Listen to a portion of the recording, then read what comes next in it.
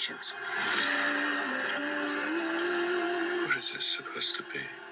It's the thing that comes for your kids when you're not paying attention.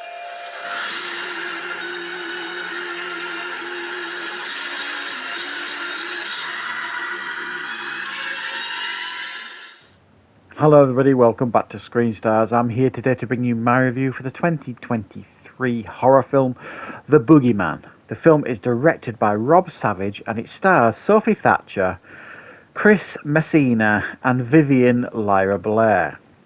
Now, the film focuses on a grieving family. We have two sisters, a teenager and a younger sister, and a father. They have recently lost their mother-stroke-wife in a car accident, and everybody is obviously struggling to get over that. And then at the same time, there seems to be some kind of presence in the home that is preying on the children, the younger one especially. And the teenage daughter starts digging and exploring as to what this could be. And soon discovers that they are all in danger, and she's really struggling to convince her grieving father to pay attention to this and support them. Right, what are my thoughts on The Boogeyman? Well, this is, on the face of it, a fairly bog standard horror film. I think there has been a Boogeyman film before. I don't know if it's because essentially this is based on a Stephen King short story, I think, in the 70s that he wrote. I don't know if the other Boogeyman film was based on that at all. I think I did see that, but it was many years ago, so I can't really compare the two. So like I say, on the surface, this just looks like a fairly generic, horror movie that sometimes is put on in January to kind of just get it out there to the public. But what interested me about this one is it's directed by Rob Savage. Now, if that name doesn't mean anything to you, he directed his two most recent directorial films anyway that got a lot of attention was Host and Dashcam. Now, these were two found footage films, really, or found footage style movies. Host was just less than an hour long, and for me, it was one of the most effective and frightening found footage experiences I'd had. It was really fantastic. And then Dashcam, which came out, I think it was last year, was quite a controversial one in regards to the protagonist in the movie, with the political views of that character.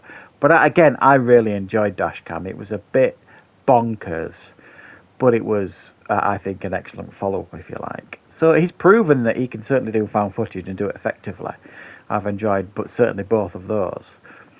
But this is, different. This is not found footage. This is a standard-made horror film with what I think is a talented director in charge of it.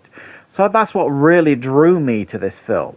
Otherwise, it would have been a film I would have probably just waited to watch, maybe 12 months down the line when it came on Netflix or something like that. And I do think this film at times displays this director's talent. There are some really tension-filled moments. There are some scary scenes in the film. But also at the same time, there's no denying it, really. It does kind of lean heavily into tropes that we've seen in these type of films before, where you've got kids or teenagers, investigating these entities, and, they start chasing up people that have had contact with it before, and so on and so forth. And it does lean very heavily into definitely stuff that you've seen in films like this before. So it does at times feel very generic. It does feel at times like it's ticking boxes. And then there are other moments in the film where you genuinely do see the creativity and the talent of this director, because there are a handful of scenes here that'll make you jump 6 feet out your chair. He's very good at doing that, like building tension and then boom, giving you a scare that genuinely does its job. I think the performances here by everybody are of a really strong standard, especially Sophie Thatcher, who plays really the character that's carrying the majority of this film. But her younger sister, played by Vivian Lyra Blair, I think also does a really, really fantastic job. Say she's a young actress. It's always a risk to put like a young actress or young actor in movies because sometimes they just aren't able to deliver because, you know, of the quality of the acting. I think she does a fine job here. I think everybody does a fine job here. It feels, I don't know if a little bit overly long. Maybe they could have shaved, you know, 5-10 minutes off it to kind of, you know, improve the pace of it. I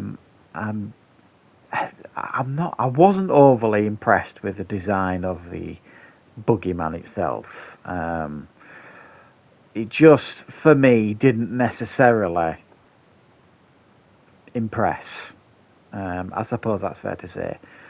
But I'd be lying if I didn't say that I thought this film was at times effective. I genuinely thought it was at times pretty good. It just, I think it could have been so much better. And now my understanding is this film was initially going to be just sent to a streaming service, and then due to like some strong reactions to it, like, you know, test screenings and things like that, they decided to put it out to a theatrical release. I don't think it's like, you know, blowing anybody's skirt up or anything at the box office, but, you know, it's always good, I think, to see films sent out to theatres first rather than streaming, because I'm a strong believer that movies should be generally seen on the big screen rather than on streaming first. You know, you can put it on the big screen for, you know, a month and then send it to streaming. I don't mind that, but I do think most films deserve to have a chance at at a theatrical release, because I've watched a lot of films in the last few years that have been sent straight to streaming, and you're like, wow, that deserved to be on the big screen. So yeah, if you like pretty nicely made horror films that's not exactly going to change your world, you know, there's nothing overly original or special about this. It's competently made by, I think, a horror director that is on the rise. He's definitely got skills, and there are more than a few moments in this film that will prove that. So yeah, check out The Boogeyman if you like these sort of movies, and I will of course be back with plenty more reviews and content on the channel very soon.